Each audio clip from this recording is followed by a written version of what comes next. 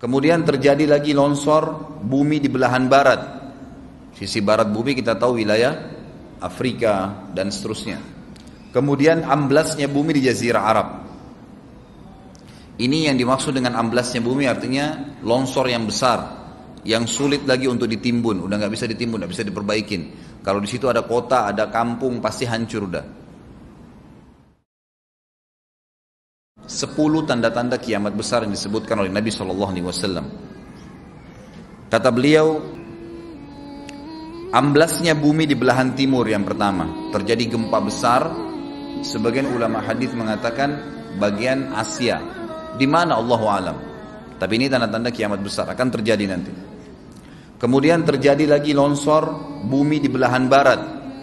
Sisi barat bumi kita tahu wilayah Afrika dan seterusnya.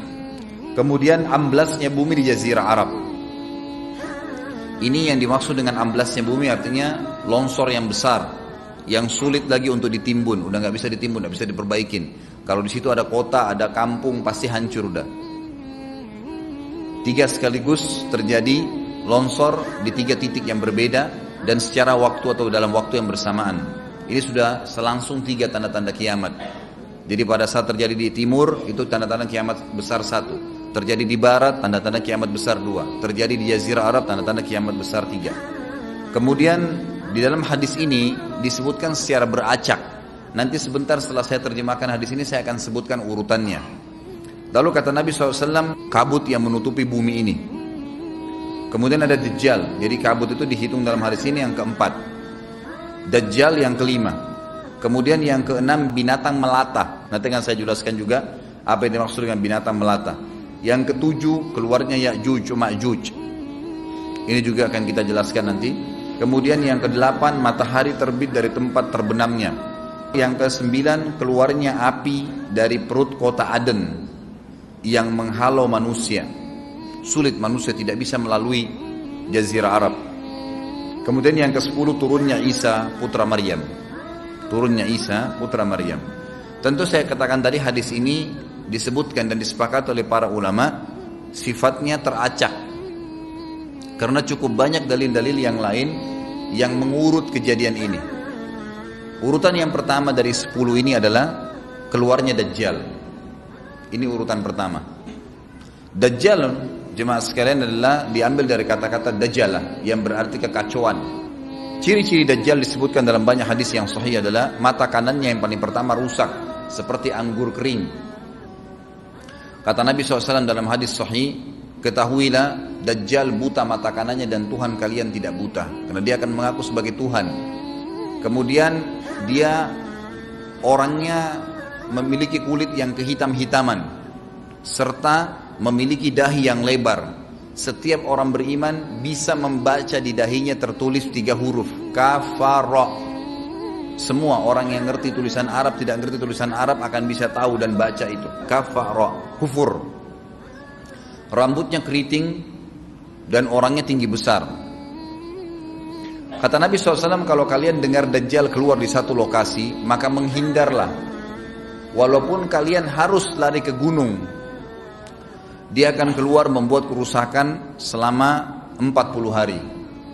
Kata Nabi SAW, 40 hari itu sehari seperti setahun, sehari lagi yang kedua seperti sebulan, hari yang ketiga seperti sepekan, dan sisa harinya seperti hari kalian.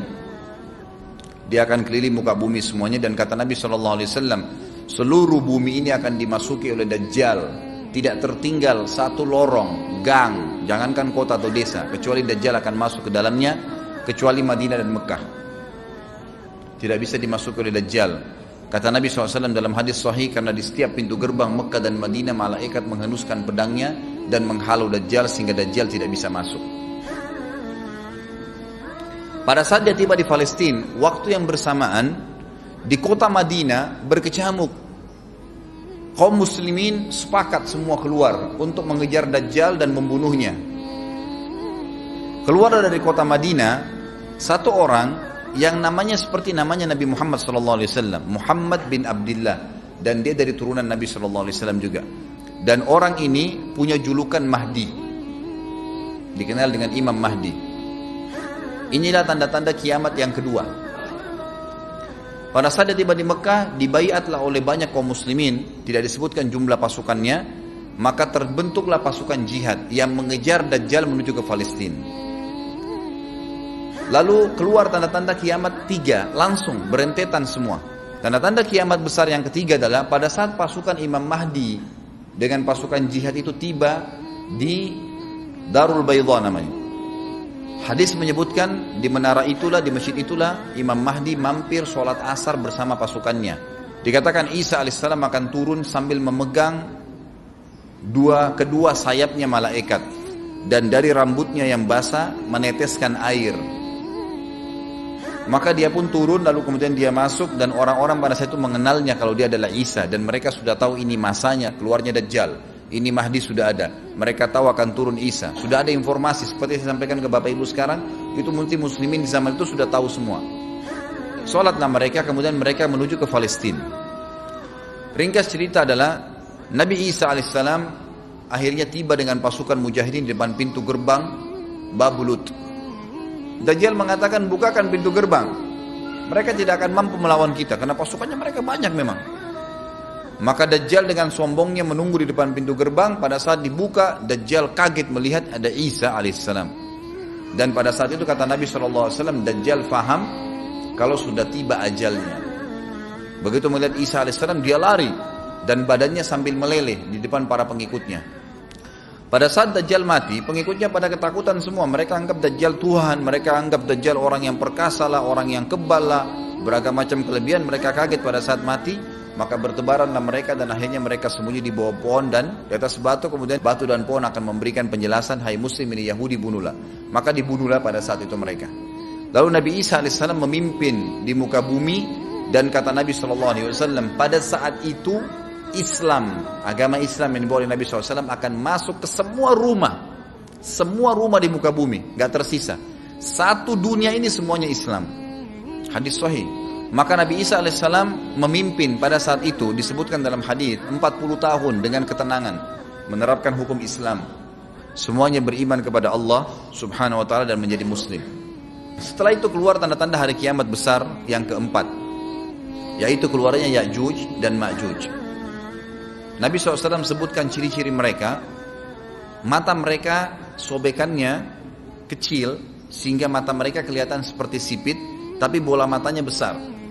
Mereka memiliki rambut yang keriting dan mereka memiliki poster yang umumnya seperti poster manusia. Ada hadis yang berbunyi mereka akan mendatangi sebuah sungai, kalau tidak salah namanya sungai Tibria, airnya banyak mengalir. Kata Nabi SAW, mereka semua minum air sungai itu, dan yang terakhir dari mereka datang sudah nggak dapat air.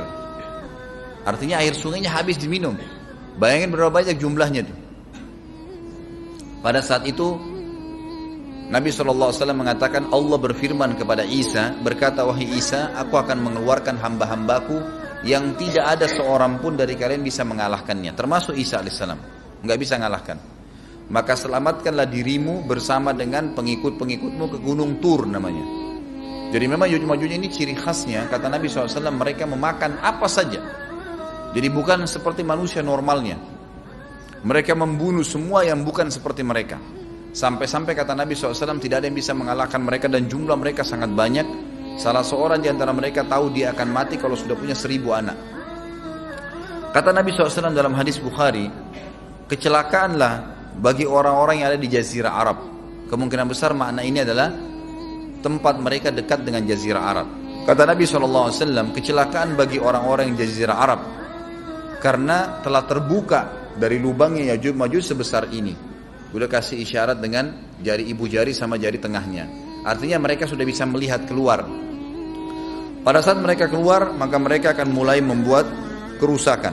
Kata Nabi SAW di dalam hadis sahih riwayat Imam Bukhari, bahwasanya Ya'juj Ma'juj akan membunuh siapapun yang mereka temui. Bahkan pada saat mereka sudah merasa menguasai bumi, mereka melepaskan anak-anak panah mereka ke langit. Lalu Allah menurunkan anak-anak panah mereka sebagai fitnah dipenuhi dengan darah. Maka mereka berkata, kami telah membunuh semua yang ada di bumi dan semua yang ada di langit. Kata Nabi SAW, Allah lalu mengizinkan Isa untuk berdoa kepada Allah agar memusnahkan mereka. Maka Isa alaihissalam pun akhirnya berdoa, meminta kepada Allah subhanahu wa ta'ala agar mereka semua dimusnahkan. Maka pada saat itu pun Allah subhanahu wa ta'ala menurunkan kepada mereka hama. Sebagian hadis menyebutkan serangga kecil seperti cacing, banyak sekali yang menimpa tubuh-tubuh mereka. Setiap orang satu. Dan itu membuat mereka mati. Kemudian setelah itu Isa alaihissalam memimpin lagi di muka bumi sampai beliau meninggal. Setelah Isa alaihissalam meninggal, kembali lagi sebagian besar manusia berbuat kekufuran. Maka Allah subhanahu wa ta'ala keluarkan tanda-tanda kiamat besar yang kelima. Yang kelima ini adalah keluarnya hewan atau binatang melata. Binatang melata ini disebutkan dalam hadis yang sahih riwayat Bukhari, bahwasanya Allah SWT akan keluarkan, tapi tidak disebutkan dari bumi mana dia keluar. Dia akan keluar hewan melata yang bisa berbicara seperti manusia dan badannya dipenuhi dengan bulu. Allahu a'lam bagaimana. Kemudian dia datangi orang-orang yang kufur tersebut dan menasihatin dan mengingatkan mereka. Yang tidak mau beriman, dalam hadis dikatakan dicap oleh hewan tersebut. Allahu a'lam dicap seperti apa, sehingga ketahuan mana yang kafir, mana yang beriman. Terus dia keliling di muka bumi, tapi tidak disebutkan berapa lama. Lalu kemudian Allah lenyapkan si dabbah ini. Kemudian datang tanda-tanda kiamat yang ke-6. Tanda-tanda kiamat yang ke-6, 6, 7, 8. Itu berentetan semua. Longsor besar di timur, di barat, dan di jazirah Arab. Ini tanda-tanda kiamat terjadi serentak. Sudah 8. Kemudian terjadi yang ke-9, keluarnya api dari negeri atau dari kota Aden. Kota Aden ini di Yaman ya. Tentu hadis menjelaskan tentang masalah api yang keluar ini, artinya api bukan main-main, ini bukan kebakaran sebuah masjid atau sebuah bangunan 10 tingkat. Api ini bisa menghalau manusia untuk jalan karena panasnya. Sebagian riwayat menjelaskan api tersebut akan berdiri seperti gunung yang besar dan dari seluruh pelosok dunia bisa kelihatan. Kita bisa bayangkan bagaimana, yang akhirnya akan menggiring atau menghalangi orang-orang untuk jalan, susah. Sebagian ulama hadis mengatakan mereka nggak bisa jalan, tidak bisa ada penerbangan, tidak bisa ada orang jalan karena panasnya bumi ini dari api tersebut.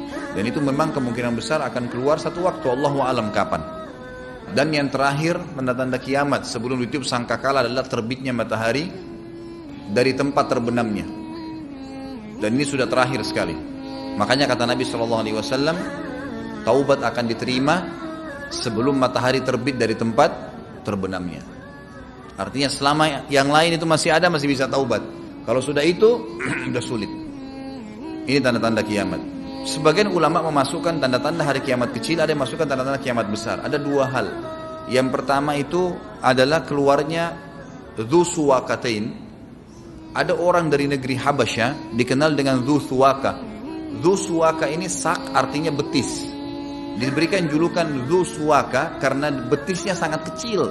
Orang ini, Bapak Ibu sekalian, kata Nabi SAW akan menghancurkan Ka'bah. Dan kata para ulama pada saat itu memang manusia sudah sunyi, nggak ada lagi yang datangin Ka'bah. Orang-orang sudah lalai gitu kan. Keluarlah orang ini. Makanya sebagian ulama masukkan dia tanda-tanda kiamat sebelum terbitnya matahari dari tempat terbenam. Ditambahkan ini yang ke-11 gitu. Atau ini yang ke-10, terbitnya nanti kiamat yang ke-11. Kata Nabi SAW, dia akan mencabut batu-batu Ka'bah satu persatu sampai rata dengan tanah. Dan saya sedang dilihatkan oleh Allah sekarang bagaimana pada saat dia mencabut batu itu. Hadis sahih riwayat Bukhari Muslim. Yang terakhir, yang kedua, yang berhubungan juga dengan tanda-tanda kiamat, ada yang memasukkan kiamat kecil, tapi ini lebih dekat dengan kiamat besar. Orang yang terakhir meninggal itu adalah orang dari asli suku Madinah yang sedang mengembala kambing. Kata Nabi SAW, orang yang terakhir meninggal dari kalian kalangan manusia. Semua orang sudah mati, tinggal dia sendiri, tapi dia nggak tahu. Dia lagi mengembala kambing. Kemudian dia masuk dengan gembalanya ke kota Madinah, ditemukan semuanya tidak ada kehidupan. Nggak ada orang, nggak ada binatang, nggak ada apa-apa, tinggal dia sendiri.